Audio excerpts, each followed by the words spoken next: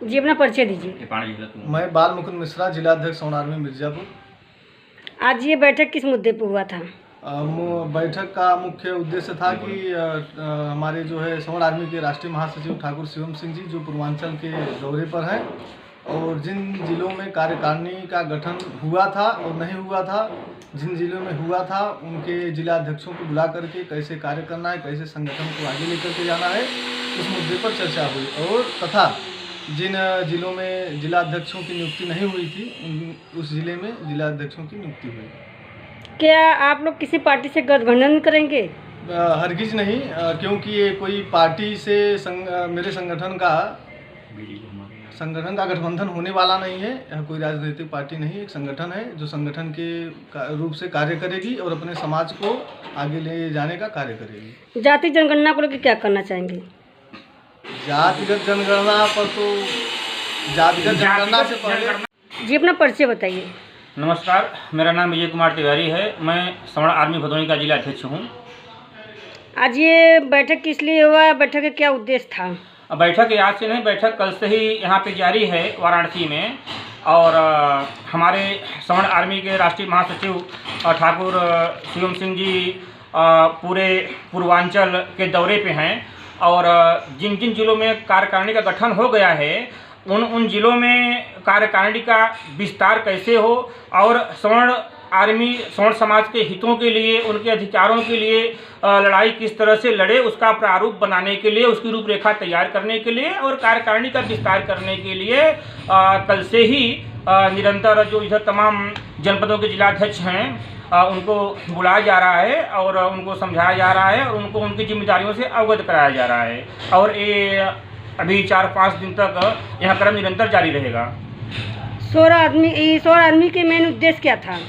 देखिए, सवर्ण आर्मी का मेन उद्देश्य है कि हमारे देश से जातिगत आरक्षण हटना चाहिए और SC/ST एक्ट जैसे काले कानून को भी हटाया जाना चाहिए और सबको समान न्याय व्यवस्था, समान शिक्षा व्यवस्था, समान स्वास्थ्य व्यवस्था, सबको मतलब एक समान अधिकार प्राप्त हो और जाति के नाम पे, धर्म के नाम पे, भाषा के नाम पे, लिंग के आधार पे सवर्णों के साथ जो 75 सालों से भेदभाव होता चला आ रहा है और तमाम तरह की जो राजनीतिक पार्टियां हैं जब वोट लेना होता है तो आकर के सवर्ण समाज के पास उनके पास उनका चरण चाटन करते हैं और जब चुनाव व्यतीत हो जाता है, जब चुनाव बीत जाता है तो उनको मतलब दूध में पड़े मक्खी तरह निकाल करके फेंक देते हैं। अब ऐसा होने वाला नहीं है और सवर्ण समाज को अगर कोई भी दोयम दर्जे के नागरिक की तरह देखेगा, उनके हक और अधिकारों को छीनने की कोशिश चेष्टा करेगा, उनके मानवाधिकार के साथ, उनके सम्मान के साथ, उनके सिद्धांत के साथ अगर खेलने का काम करेगा तो सवर्ण आर्मी ईंट से ईंट बजाने का काम करने के लिए सवर्ण आर्मी का गठन हुआ है। आरक्षण पे क्या कहना चाहेंगे? देखिए, आरक्षण आर्थिक आधार पर होना चाहिए, पात्रता के आधार पर आरक्षण होना चाहिए, क्योंकि कोई जातियां गरीब पैदा नहीं होती हैं, कोई धर्म गरीब पैदा नहीं होता है, कोई संप्रदाय गरीब पैदा नहीं होता। गरीब आदमी होता है, अमीर आदमी होता है। इसलिए जिस तरह से APL और BPL तथा अंत्योदय कार्ड के मतलब सिस्टमेटिक तरीके से जो सरकार मतलब अन्न योजना लागू किया है, जो खाद्यान्न योजना 2013 अधिनियम लागू किया गया है, ऐसे ही एक आर्थिक सर्वेक्षण होना चाहिए। जो जातिगत सर्वेक्षण का डंका बजा रहे हैं ये वोट बैंक वाले, तो जातिगत आरक्षण, जातिगत सर्वेक्षण न करके आर्थिक आधार पे सर्वेक्षण किया जाए और एक ऐसा इनकम, एक ऐसा आय कि एक साल में अगर आपकी मतलब इतनी आमदनी है तो आप गरीबी रेखा के नीचे जीवन यापन करने वाले व्यक्ति हैं, तो आर्थिक आधार पे आरक्षण होना चाहिए और तो जो पात्र है, जो योग्य है आरक्षण उसको मिलना चाहिए, जाति वालों को आरक्षण नहीं मिलना चाहिए। और समय समय पे सुप्रीम कोर्ट ने कई बार क्रीमी लेयर की व्यवस्था लागू करने के लिए तमाम जो केंद्र सरकार में है लोग उनको कई बार कहा गया, लेकिन सरकारें मतलब सुप्रीम कोर्ट के भी आदेश को नजरअंदाज कर रही सिर्फ वोट बैंक की कुछ राजनीति के चलते। जनता को क्या संदेश देना चाहेंगे? देखिए, जनता को मैं ये संदेश देना चाहता हूं कि जो लोग घटिया जो लोग घटिया मतलब स्तर की राजनीति करते हैं और सस्ती लोकप्रियता प्राप्त करने के लिए सोशल मीडिया पर नारा लगाते हैं, ब्राह्मणों को गाली देने का काम करते हैं, सवर्ण समाज को अपमानित करने का काम करते हैं, सवर्ण समाज के खिलाफ आए दिन अभद्र भाषा और अभद्र शैली का प्रयोग करते हैं, मैं उन लोगों को कहना चाहता हूं कि आज के बाद तुम लोगों की दुकानें बहुत जल्द बंद होने वाली हैं।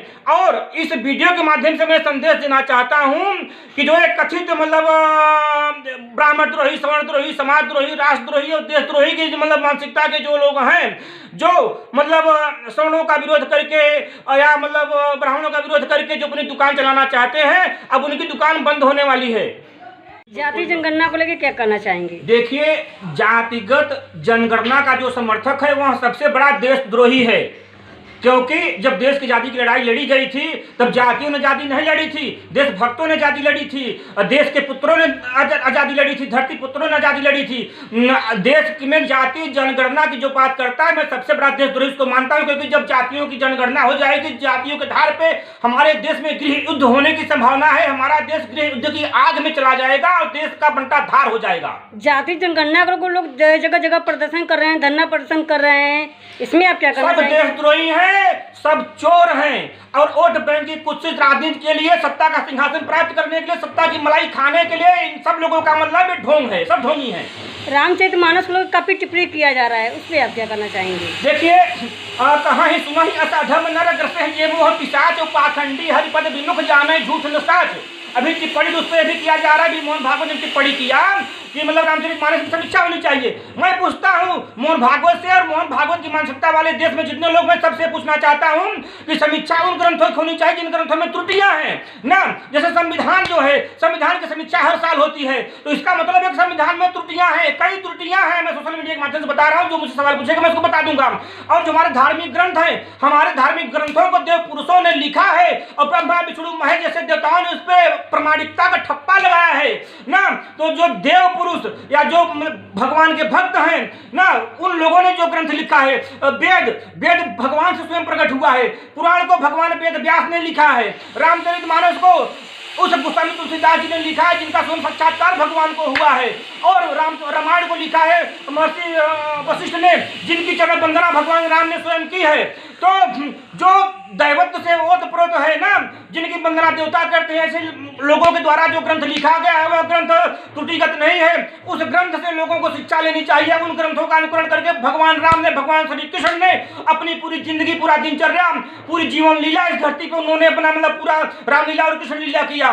तो समीक्षा संविधान की होनी चाहिए जिसमें जातिगत आरक्षण जैसा काला कानून है, समीक्षा संविधान की होनी चाहिए जिसमें SC ST एक्ट जैसा काला कानून है, तो समीक्षा संविधान की होनी चाहिए जिसमें अल्पसंख्यक आयोग जैसा काला कानून है। ऐसे सैकड़ों काले कानून हैं जो संविधान में, इसलिए संविधान की समीक्षा होनी चाहिए। तो हम बोल करके दिखाए, बाकी जो कार्य संविधान की समीक्षा होनी चाहिए। रामचरितमानस में टिप्पणी कर रहे हैं और जातिगत जनगणना की बात कर रहे हैं, वो सबसे बड़े धूर्त, मक्कार, देशद्रोही और गद्दार हैं। रामचरितमानस के पन्नों को जलाया जा रहा है और लोग जगह जगह इसका टिप्पणी मतलब ऐसे ऐसे टिप्पणियां कर रही हैं जो कहने लायक ही नहीं है। ये जो रामचरितमानस के खिलाफ जो रामचरितमानस के पन्ने जला रहे हैं या जो हमारे धार्मिक भावनाओं को आहत करने का काम कर रहे हैं, ये वही लोग हैं अकबर, बाबर, हुमायूं, शाहजहां, औरंगजेब की औलादे हैं। अगर इनके खून को मतलब इनका DNA टेस्ट करवाएंगे तो इनके DNA में हिंदुओं का खून नहीं मिलेगा, हिंदू का DNA इनका DNA मैच नहीं करेगा।